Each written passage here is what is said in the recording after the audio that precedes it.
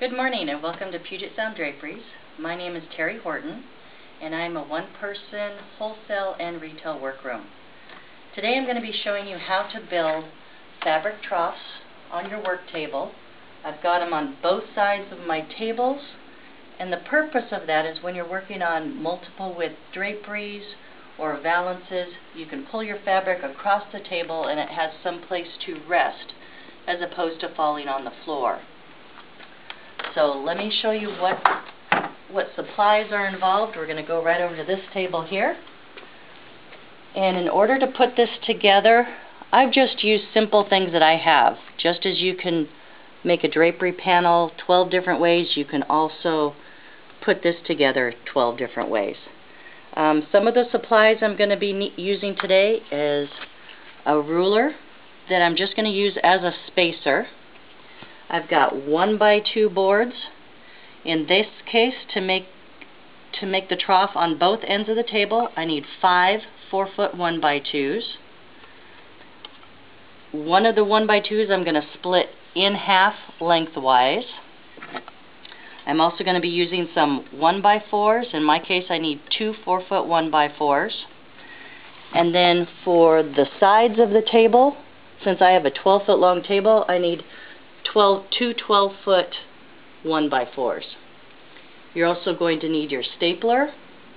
You're going to need some screws, some regular screws and some smaller gauge screws. You're going to need 4 L brackets, your tape measure, your drill, and some lining. So let's get started.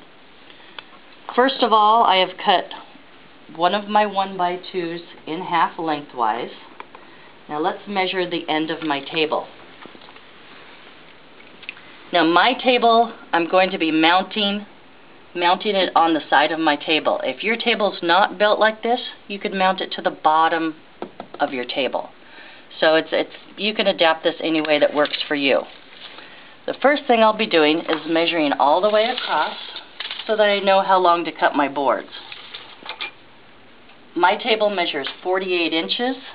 And my boards are already cut to 48 inches.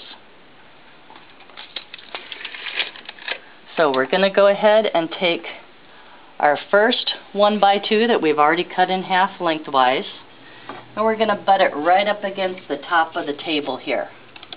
We're going to use our drill, and we're going to screw it in place.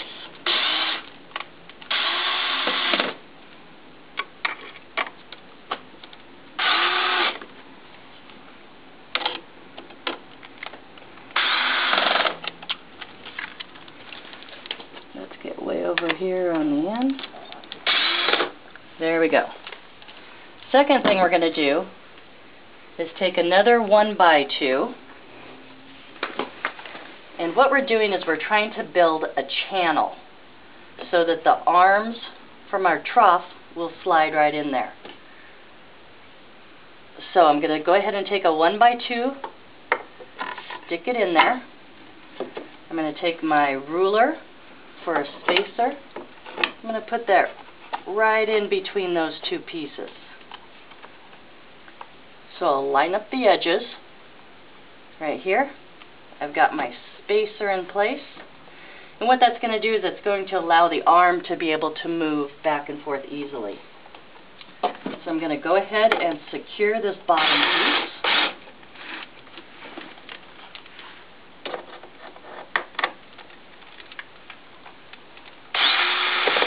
Then I can take out my spacer, and you can see that the arm will slide freely through there. So we're going to do that one more time on this side. We're going to put our 1x2 in there. We're going to slide our spacer in there, and we're going to secure this bottom board.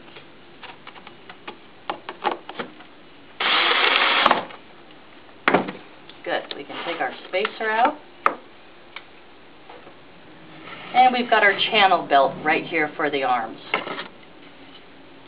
Okay, the next thing we're going to do is put a cover over this so that we create that tunnel effect for our arms.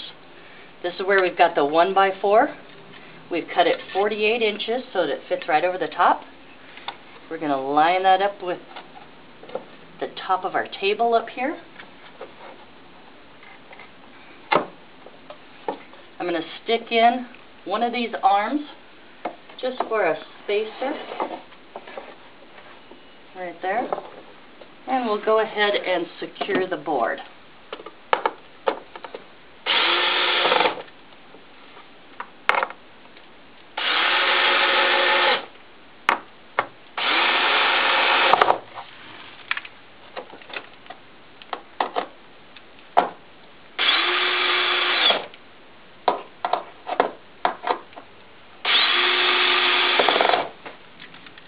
We want to make sure that we don't have it on there too tight because we want this arm to go in and out. Alright, now we're going to go back up to the table here. And we're going to create the long handle here. For display purposes, we're going to pretend that this is a 12-foot long board here. I'm going to show you how to put the arms on. So I'm going to go ahead, we've got one of our 1x2s, this is the arm for that handle. I'm going to line it up on the end here, and I'm going to be using an L bracket to secure it. Oops, let me grab my drill. And we're going to be using smaller screws. I just happen to have these screws on hand, so this is what I'm using. I have a way of just using the supplies that I have on hand. So we're going to go ahead and put this L bracket in place. Oops, let's put a screw in there.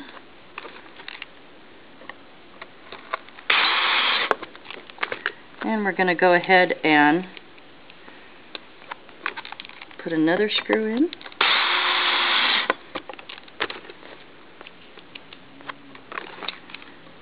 Oops.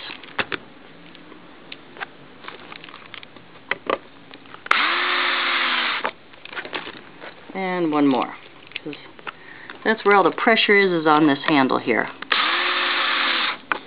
Okay, so we'll do this on the whole board that goes down the length. We'll make up two of these, one for the left side of the table and one for the right side of the table. The next thing we have to do is to cut our fabric for our trough. Now this piece of fabric that I have here, it's just lining fabric because that's what I had on hand. I'm going to roll it down the whole length of the table, and I happen to cut this one 36 inches. I use a 6-inch rod pocket that I thread my handle through. So it's just a rod pocket. And then what I've done is you take your stapler. After you have your rod pocket created, the next step is to take your pneumatic stapler, and I'm just going to staple it to the bottom underside of my table. I'm going to staple that all the way down. Then I'm going to take my handle that I've made, and I'm going to slide that into the rod pocket. And that's where we are at this point here. So that is my handle. Then all you have to do is to bring this up, and you're going to feed that arm into the channel that you've created. You're going to come down here, feed this side in, and there you have it. You have a fabric trough,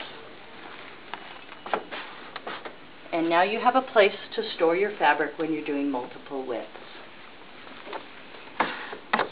I hope that you find this informative and of great use in the workroom. Thank you.